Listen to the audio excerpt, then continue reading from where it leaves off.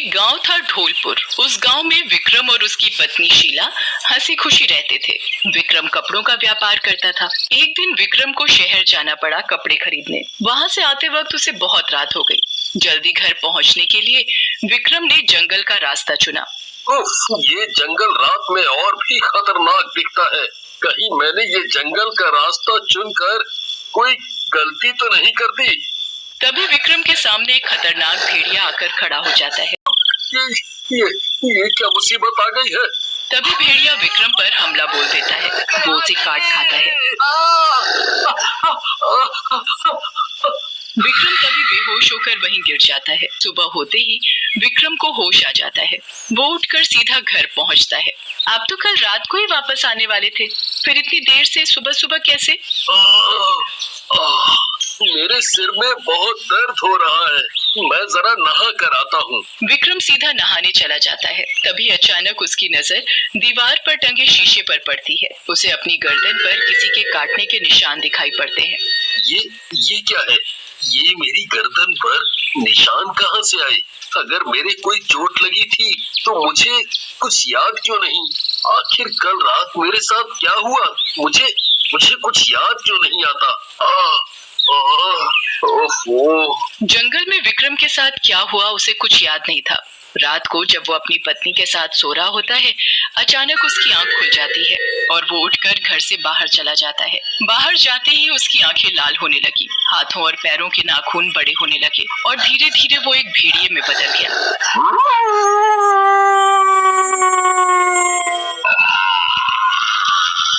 ऐसा लग रहा है कि मैं सालों से भूखा हूँ। मैंने सालों से कुछ नहीं खाया हूँ।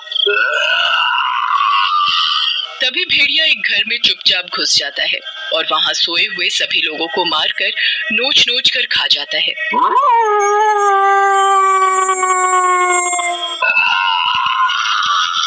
पेट भरने के बाद वो वापस अपने असली रूप में आ जाता है और अपने घर आकर अपनी पत्नी के पास चुपचाप सो जाता है। सुबह होते ही विक्रम को कुछ शोर सुनाई पड़ता है। शीला, ये शोर कैसा? ये शोर तो पड़ोस से ही आ रहा है। वहाँ कुछ हुआ है क्या? तुमने सही कहा, चंदू और उसके परिवार को किसी ने मार डाला। गांव के लोग बता रहे थे कि उन सभी को देखने पर लगता है जैसे किसी जंगली जानवर ने उन्हें मार खाया हो। विक्रम को अपने शरीर में कुछ अजीब सा महसूस हो रहा था, इसलिए वो एक सुनसान और खुली जगह पर चला जाता है। वहाँ जाते ही विक्रम फिर से धीरे धीरे भेड़िए में बदलने लगा। ये मुझे क्या हो रहा है?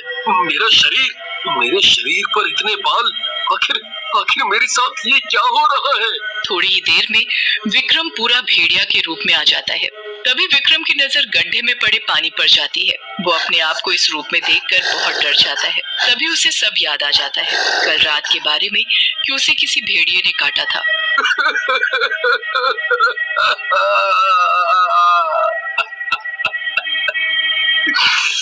मुझे जंगल के रास्ते से आना ही नहीं चाहिए था। अब मैं क्या करूं? वापस अपने रूप में आने के बाद वो घर पहुंचता है। एक दिन शीला रसोई घर में काम कर रही होती है। तभी दिन के समय ही विक्रम को महसूस होने लगता है कि वो भेड़िए में बदलने वाला है। शीला, बचाओ मुझे! विक्रम की आवाज सुनकर शीला बाहर दौड़ी चली आती है। क्या हुआ आपको? चिल्लाई क्यों? विक्रम पसीना पसीना हुआ पड़ा था। शीला, जल्दी से मुझे किसी चीज से कसकर बांध दो। ये आप क्या बोले जा रहे हैं? मैं आपको भला क्यों बांधूं? जैसा मैं कहता हूँ तुम वैसा ही करो, जल्दी। वो देखो, वहाँ एक रस्सी पड़ी है, उससे मुझे बांध दो। शीला को कुछ समझ नहीं आता, आखिर विक्रम ऐसा क्यों बोल रहा है। शीला रस्सी से विक्रम को बांध देती है। तभी विक्रम जोर जोर से चीखने लगता है और धीरे धीरे भेड़िया बनने लगता है। ये आपको क्या हो रहा है? मुझसे दूर हो जाओ, मैं नहीं चाहता कि तुम्हें कुछ हो। विक्रम पूरा भेड़िया बन चुका था। विक्रम के साथ उस रात क्या हुआ वो सब कुछ अपनी पत्नी को बता देता है और रस्सी तोड़कर भाग जाता है गांव में। ये आपको क्या हो गया? अब भेड़िया बन गए। इसका मतलब आप ही वो जानवर हैं जो गांव में सभी को मार रहे हैं। गांव के सभी लोग अपनी अपनी लाठियां लेकर उसे मारने लगे। तभी शीला वहां पहुंच जाती है। रुक जाओ, मत मारो इसे, रुको सब, मेरी बात तो सुनो। शीला की कोई नहीं सुनता। तभी भेड़िए को गुस्सा आता है। वो जोर से हाथ मारकर सभी को पीछे धकेलता हुआ वहां से जंगल भाग जाता है। तभी शीला को एक धक्का लगता है और वो पीछे एक पत्थर पर जाकर गिर जाती है। उसके सिर में चोट लगने से वो वहीं मर जाती है। देखना, वो भेड़िया वापस जरूर आएगा बदला लेने। हाँ, वो तो ठीक है, पर इस शीला को तो देखो, इधर सिर में चोट लगने से शायद ये मर गई है। इसके पति को बताना पड़ेगा इसके बारे में। गांव के कुछ लोग जब शीला के घर जाते हैं तो वहां विक्रम नहीं मिलता। पूरा दिन इंतजार के बाद गांव के लोग ही मिलकर उसका अंतिम संस्कार कर देते हैं। अंतिम संस्कार के बाद शीला की अस्थियों को संभाल कर रख देते हैं। उसे जब पता चलेगा कि उसकी पत्नी अब इस दुनिया में नहीं है तो उसे बहुत दुख होगा। उसके आते ही अस्थियां हम उसे सौंप देंगे। तभी गांव में भेड़िया वापस आ जाता है, गुस्से से भरा हुआ।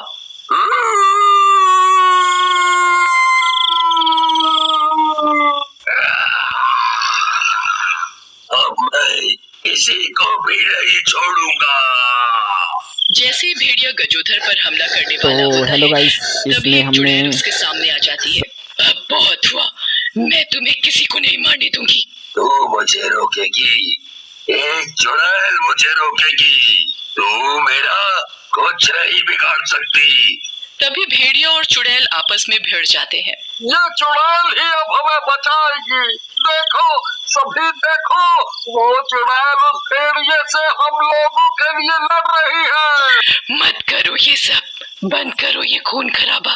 चली जा यहाँ से, मेरे रास्ते में मत आ तू, नहीं तो तू भी उन सभी की तरह मारी जाएगी। लड़ते लड़ते अचानक भेड़िए की नजर चुड़ैल के गले में पड़े मंगलसूत्र पर जाती है। ये मंगलसूत्र तुम्हारे गले में? मैं वही तो तुम्हें इतनी देर से समझा रही हूँ, मैं कोई और नहीं, तुम्हारी पत्नी शीला हूँ। चुड़ैल उसे बताती है कि कैसे उसकी मौत हुई और मरने के बाद वो चुड़ैल बन गई।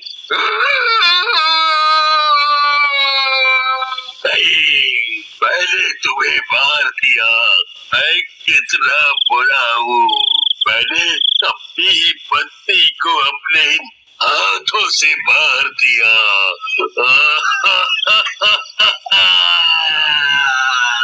इसमें तुम्हारी कोई गलती नहीं, ये सब तुम नहीं करते, वो भेड़िया तुमसे करवाता है।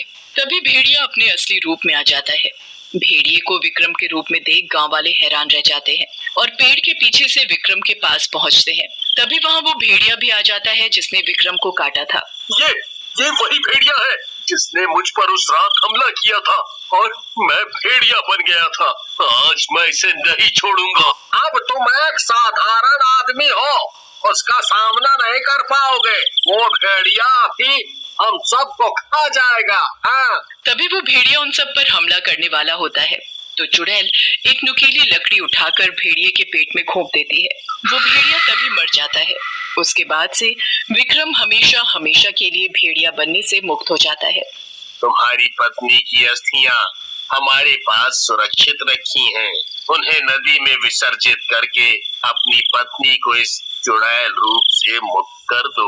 विक्रम अपनी पत्नी की अस्थियों को रोते हुए नदी में विसर्जित करके उसे आजाद कर देता है।